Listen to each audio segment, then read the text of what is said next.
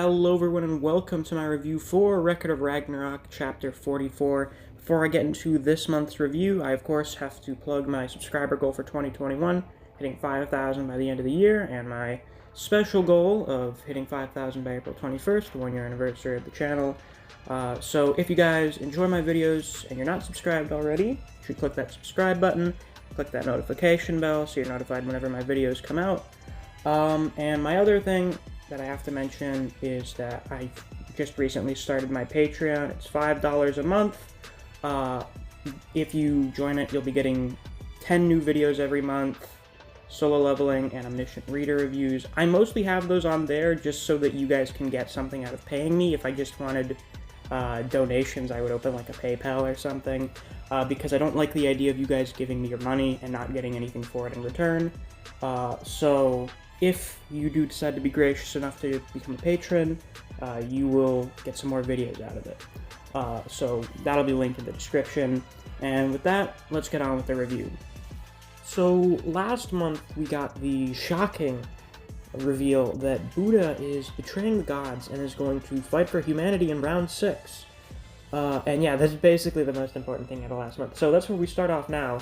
And the first chunk of this chapter is mostly just the shock and awe that comes from this revelation. We get to see the reaction of a few of the gods. We see Shiva, who has his arms stuck in like some healing vat things. So this is confirmation that the gods can have limbs regrown. They do have regeneration technology. That's not too surprising since they're gods. I mean, like, what kind of shitty pantheon does not have arm and leg regenerating technology? It doesn't sound very godly of them. But Shiva seems to be very entertained by this. He's like, son of a bitch. And it's not like, oh, you son of a bitch. It's like the fucking Predator handshake. You son of a bitch. You know, it's like, Shiva probably knows Buddha since they're from very close regions. India, Buddhism is really prominent in India anyway, and Buddha is from Tibet? I hope I remembered. He's either from Tibet or Nepal, and those are very close regions. I'm pretty sure those places used to be considered part of India a long-ass time ago. So it would make sense that Shiva does have some kind of familiarity with Buddha, so he's just like, oh yeah, that's Buddha. And then we see Thor. So it's been a while since we've seen Thor, and I think I mentioned in last month's review that I'm like, man, I sure would like to see Thor again, because he's fucking cool. And so here he is, and he seems to be entertained by this. He's got like a little bit of a smile on his face as he's watching it on the widescreen, not watching it in person, surprisingly. Is that a surprise? Yeah. Well, yeah, so Thor's here, and he seems to be entertained by this.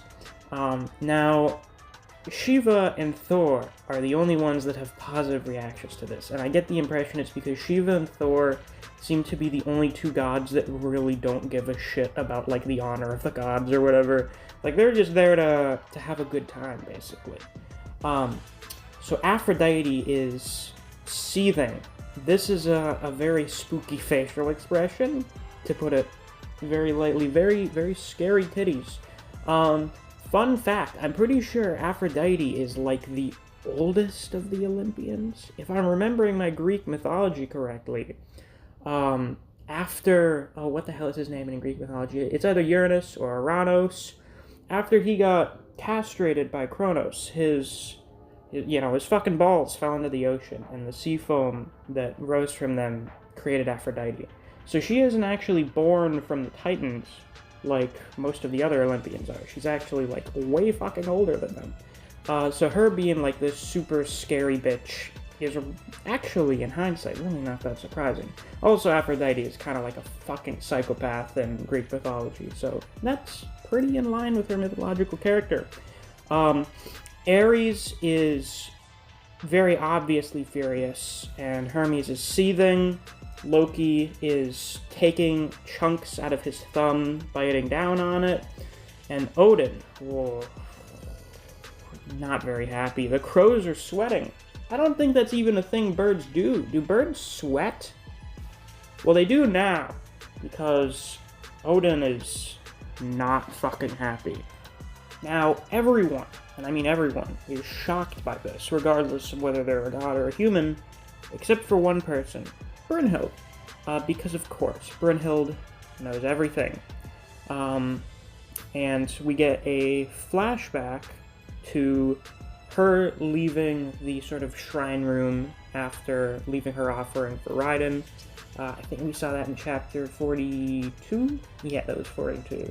And Buddha walks up to her eating popcorn. I swear to God, the guy is eating something, literally everything. I love this. They keep thinking of, like, new snacks for him to be chowing down on every time he shows up. So he's eating some popcorn. He eats all of the popcorn in hilarious fashion. I fucking love this guy so much. He is just a joy. So he says that, yeah, Zeus told me to fight in round 6, but I'm actually gonna fight for humanity. She says, basically, thanks. He's like, wow, that's like a really weak response. And then he asks her if things have been going as she's expected, because she went to him to learn about how to do Voland. And this was before the conference, so she knew that this was going to be happening way in advance. And he wants to know if she was always planning on having him fight the gods. And she's like, no, I would never do something so disrespectful. However, out of everyone in Valhalla, nobody hates the gods more than you, which is interesting. A lot of people have pointed out in the last month, why does Buddha want to save humanity? Why does he want to fight the gods? And the reason for that seems to be that the gods cannot reach enlightenment like humans can. We've seen the way the gods are. They're arrogant, they put themselves on a higher pedestal. The very nature of their existence makes it borderline impossible for them to go through sort of the journey to reach enlightenment that humans can. So Buddha doesn't like him, because his whole thing is enlightenment. So, of course, he would fight them to save humanity given the opportunity, because humans can actually achieve enlightenment like he wants them to. So he finds this entertaining as usual. He remarks that her eyes are full of worldly trouble, almost as if good and evil don't matter to her as long as she can achieve her goal. Which, I mean, yeah, we kind of did see that with round 4, with the whole malice thing. But he says that there's one thing she needs to remember, and he says, I can't just leave that be now. And he walks away, and Brynhild is sweating. So we have to wonder, what is Buddha talking about here? And I have a feeling it may have something to do with Brynhild's motivation for wanting to do Ragnarok anyway. So it could be something on that. The fact that Brynhild would sweat over this leads me to believe it's something that not very... It's either something, like, really fucked up, and or it's something that not very many people know about. So the fact that Buddha's like, yeah, I can't just leave that be, huh? She's like, why do you know that? I think a lot of people think it has to do with, what's his name? Sigrid? In Norse mythology, or at least in that poem that a bunch of the Valkyries are from, Brynhild has, like, a human lover, and he dies. And a lot of people are under the impression that in Record of Ragnarok, that may be the reason that Brynhild wants to defeat the gods so much. And I find that pretty plausible. I do think Brynhild is probably going to be the only Valkyrie that gets, like, a full-blown backstory. And since she's the oldest, meaning she was around before all the other ones, you could probably fit all of the Valkyries into her backstory. But I don't think that's going to be something we get for a while. So, anyway, moving on. Heimdall is upset with Buddha because him deciding to fight for humanity kind of messes up the whole roster that they'd already set up. It would throw everything out of whack, which is something that I pointed out last month. And it's kind of funny that Heimdall is like, no, you can't do that. You're a god. You can't betray humanity. It's, no, you're going to fuck up the numbers game. You can't do this. So that's just a funny little thing about Heimdall. But Zeus shows up and says he doesn't mind. And that, hey, the only real rule is that it has to be the first side to win 7 matches. That was the reason we chose 13 fighters. So it's like, whatever. He even quotes the exact passage of the Valhalla Constitution that it's in. And, of course, it's not every day you get a twist like this, of course, because we know Zeus loves nothing more than to be a little entertained. And he says it even makes him want to go again. And Buddha says he wouldn't mind going up against Zeus, which is fucking insane. So almost every time that Buddha and Zeus interact, we have some kind of flex competition where we're like, oh shit, Buddha like really doesn't care about how strong Zeus is. Because I think Buddha is top 3 gods, and it seems like a lot of other people believe that as well. And the fact that he says here, oh yeah, I wouldn't mind fighting you, Zeus, that's like, holy shit. How strong do you have to be? How broken do you have to be? Like, we've seen how strong Zeus is. Time-stopping punches, and a final form that could maybe destroy heaven if he wasn't controlling himself a little. I'm sure Shiva was exaggerating a little bit. But, you know, Zeus is the strongest god, seemingly. So the fact that Buddha is like, oh yeah, I wouldn't mind going a few rounds against you in the ring, that's like, holy shit, how broken are you where you can say something like that? He's just why he's such a Chad. And then Odin speaks, and he's got his Reiatsu going all over the arena, big spiritual pressure, and he asks Buddha if he's prepared to make enemies of all the gods. And he's just kind of like, yeah, it doesn't matter who you are, because I'm me. Because throughout heaven and earth, I alone am the honored one. So it just goes to show you what a huge badass Buddha is. Odin doesn't really have anything to say to this. Loki is seething even harder before he's ripping his fucking hair out. This is so funny, because when Loki got introduced, he was like kind of that fucking cheeky guy where everything was a joke to him. And now I don't know when he's not been fucking seething lately. It's hilarious. So the other gods start shit-talking again, and Buddha's just like, whatever, who's gonna fight me? And this is when Zeus says round 6 has already been decided, and Buddha says, oh, or say no more. And they both look over to see who he's going to be fighting, which means, like, Buddha didn't know who was going to be sent up next. Like, actually, he didn't see the list, I don't think. I assume they have a list for who's going when. Or, you know, in theory, who's going when. But Buddha's like, yeah, I know who's going to be coming to fight me. There's a big skyboat coming as, you know, they chant punishment, punishment, punishment. And they do their little rhyme. It's the 7 lucky gods coming in this big fucking awesome skyboat. God, I wish we still got high quality scans. I don't know why they stopped coming out with those. Not Orang scans, because they would translate them if they came out, but like high-quality scans of the chapters are just not being released anymore for some reason, so they can't be translated. So we just have to work with these. But yeah, 7 lucky gods are here. Bisha Mountain's looking chiseled as always. And Zeus is like, alright, I'll leave it to you. Bisha Mountain's like, got it, understood. Which I like because, basically them being the secret police force of heaven, I kind of like that he's just sort of like this dude waiting around to be given orders by people like Zeus.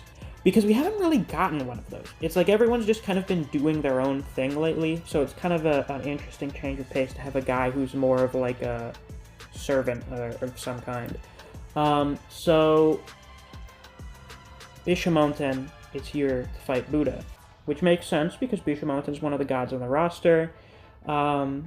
Fuck all of the theories that I have ever made about who is going to be fighting when. I thought that, like, oh yeah, they must have revealed Buddha and Bishamonten early because they're going to be fighting later so that we don't have to fucking wait to see who's going to be revealed, like, 5 rounds from now. But Bishamonten is here fighting now. So whatever. It's whatever. The author, I bet you they watch specifically my videos to see what I think is going to happen next. And they're like, yes, let's do exactly not that. Yes, I'm sure. I'm sure it's just me. They only watch my videos, and they do the exact opposite of whatever I say. But it's not just Bishamontans out here, it's all the 7 lucky gods, and it's supposed to just be 1v1. So Heimdall asks them to leave, because we can't have 7 gods on the field at once. But Bishamontan, you know, slams his, what is this weapon thing?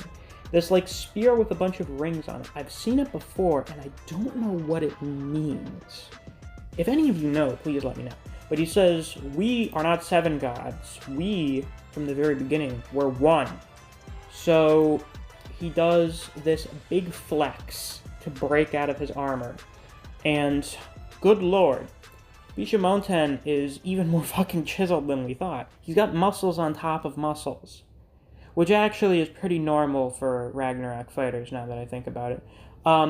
But they start merging together. Ebisu jumps into Bishamontan's back and just kind of sinks in and gets absorbed, which is kind of wacky and cartoonish. But these are gods, so it's whatever. And also, the 7 lucky gods, I've never thought of them as, like, super serious deities. Maybe that's a mistake on my part, but I mean, like, when it comes to actual, like, myths and stuff, it's like, oh, it's these 7 gods that go around on a boat, and they bring people good luck. It's like a little fucking, like, it's a children's rhyme thing. Or at least, you know, from my perspective, that's what it sounds like it would be. So them having something kind of silly like this is really not a big surprise to me. So Ebisu and Bishamontan fuse, and he gets a fish hat and fish gun and becomes Bishamone Bisu. And then another one joins in, the dude with the crazy hair, the prayer beads, and the big sack. And then Bishamontan gets a bigger fish hat and frog feet? Bishamone Bisu Hote. You can see where this is going, right? And they keep combining. So then we get Bishamone Bisu Hote Benzaiten. I'm going to read all of them. I just want you to know. I'm gonna fucking read all of them. So the last 3 merge together with him. They form this giant, wacky... It looks like a Megazord. You remember when I said last month we're gonna have a god Megazord? Well, here it is. I'm gonna say it. Bishamone Bisu Hote Benzai Tenjuru Jin Fukuroku Judai Kokuten. There, I fucking said it. I said to myself, I'm gonna read that whole thing out loud for the video, and I just did it. So their big divine god Megazord thing starts glowing, and we get an explanation of the 7 lucky gods. How exciting. I feel like this is always one of my favorite parts of Ragnarok, is when we get the lore explaining them. So, 7 lucky gods preside over the world's fortune. However, there is one more god among their ranks. The legend of the so-called 8 lucky gods. Yes, that's right. So we actually find out that this is a tradition from all over the world. They've got one in India called Lakshmi or Kishoten, or Kishoten, which I think, did Lupus bring that up on the Shumatsu server? Maybe. Lupus brought up that Bishamontan may actually be basically a Hindu deity that was adopted into Japanese mythology, which is interesting. That could play very interestingly in Ragnarok with all the pantheons existing at once. In Japan, they have Daruma, or Bodhidharma, and in China, they have the 8 immortals. So is there really an 8th member? No, actually there's not. And the energy, the light of the 7 lucky gods comes together, and it forms like this orb that cracks open in the middle. And we see this fucking spooky face staring out of it. Kind of looks like Ulquiorra. So when this god descended upon the earth looking like a giant fuck-off demon thing, the sky was blotted out and fortune withered away, causing unspeakable calamities. So this tells me that the combined form of the 7 lucky gods literally absorbs fortune. It takes away luck from things. That's the way I interpret this. So I think we're getting a hacks battle here, which is interesting because we really haven't gotten that before. Like, Eyes of the Lord was kind of hacks because it was just, oh, I copy whatever you do. So it's like, cool. So with this, we may get something like, I keep taking away all of your luck, you have nothing but bad luck. Nothing can go your way because of my ability. Which sounds like a fucking stand power. And we'll see what Buddha has. But this original lucky god is called Zerofuku, or Zero Fortune. So, it seems like it's both of the things. It's both of the potential theories as to what Zero was. It's a fusion of the 7 lucky gods, and it's something that reduces your luck to 0. Which is interesting. I'm very interested in seeing how this is going to be portrayed here, and I'm really liking this design. I mean, it looks a bit better with the mask on, but I'm definitely digging it. Some people are like, oh, this sure is edgy, Ulquiorra 2.0. But you know what? I fucking like it. I like it. Is this probably the edgiest design of any character in the series? Yeah. Is that a problem? Fuck no. You expect me to complain about edgy character designs? It's because I don't think we really have that many, do we? We haven't really had much of anything in terms of edgy character designs. Like, the edgiest looking god I can think of is Thor, just because of the long hair and black sclera. Which this also has, but he's got the black lines going down his face under his eyes, so it's kind of like tears or whatever. And he's got, like, long black fingernails, so it's like, ooh boy. No, actually, Cerberus Heracles is the edgiest design in the series. But regardless, I like Zerofuku's design. So I don't care what you think. So we've got 2 pretty cool character designs going up against each other, and there's actually an interesting tidbit from the translator's notes at the end of the chapter, is that he has these bead things on his hair, and there are 7 of them. These actually have kanji on them that describes each of the 7 deadly sins: pride, lust, avarice, wrath, sloth, envy, and gluttony. Which I did not in a million fucking years expect to be getting from the 7 lucky gods. Or I guess this is technically Bishamonten fighting. But now we can't say Bishamonten, it's Zerofuku. But when I expected Bishamonten to go up, I didn't expect we'd be getting 7 deadly sins stuff. I thought that would come up with Beelzebub's fight. Because it's Beelzebub, and if he's actually the devil, then he's probably going to have something related to the 7 deadly sins.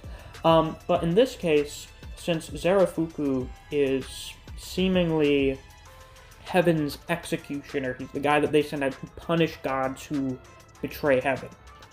I have a feeling that he doesn't have the powers of the 7 deadly sins. His powers are intended to punish each of the 7 deadly sins, which is really cool. Have I ever mentioned before that the 7 deadly sins are, like, my fucking favorite thing to do for villains or for abilities?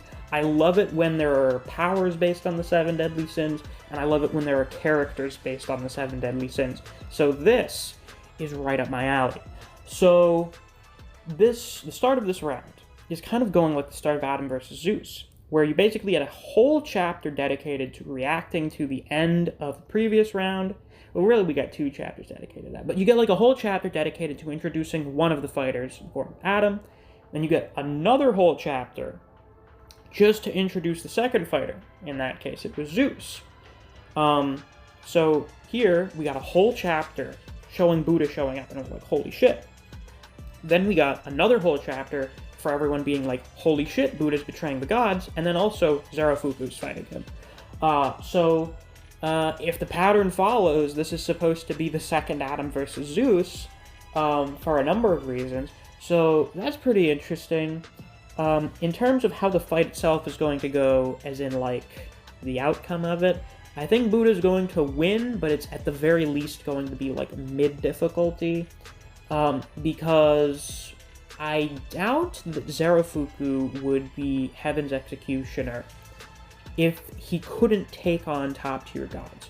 I've been saying for a bit, why would they make their enforcers a bunch of shit-tier gods. Vishamon is mid-tier at best, okay? Even though he's one of the 4 heavenly kings, even though he's the leader of the 7 lucky gods, Vishamon is not, he's not one of those big guys. He's not Buddha, he's not Odin, he's not Zeus. So, how are these guys supposed to bring punishment upon gods like Buddha, who are really strong? Well, obviously, they must have something that allows them to be able to take on gods that are this powerful. So we have that with Zerafuku. And taking away luck, some hack's ability like that, could be really, really fucking powerful. So I do have a feeling that this is going to be an actual fight. I don't think Buddha is going to stomp. Probably not. Maybe a little at the end, because I think Buddha is going to ultimately win at the end. But I don't think this is just going to be like a super one-sided fight. So that should be fun. And also, I think this is going to be some kind of hacks battle. We're going to have Zero Fortune versus whatever the hell Buddha has going on. Maybe Buddha can give himself fortune. That would be interesting, though it may be something different than that. But yeah, with that is all I have to say for this month's review. If you enjoyed, please be sure to like, comment, subscribe, and click that notification bell so you don't miss any of my uploads. I do Record of Ragnarok chapter reviews every month, and occasionally do like some special videos, like my fight ranking video, character power ranking, stuff like that. If you enjoy other series such as Jujutsu Kaisen, Kengan Omega, and Black Clover, I do videos in those series as well, so if you're interested in those, you should check out my channel. If you decide to join my Patreon, you'll get access to solo leveling and omniscient reader reviews, so if you're a little on the fence about joining, do know that maybe you can get some of those if you want to watch them. If you enjoy discussing Record of Ragnarok with other people, or you just enjoy the content I produce on this channel, I highly suggest you check out my Discord server. I have a link to it on my channel. Thanks for watching, and I'll see you around.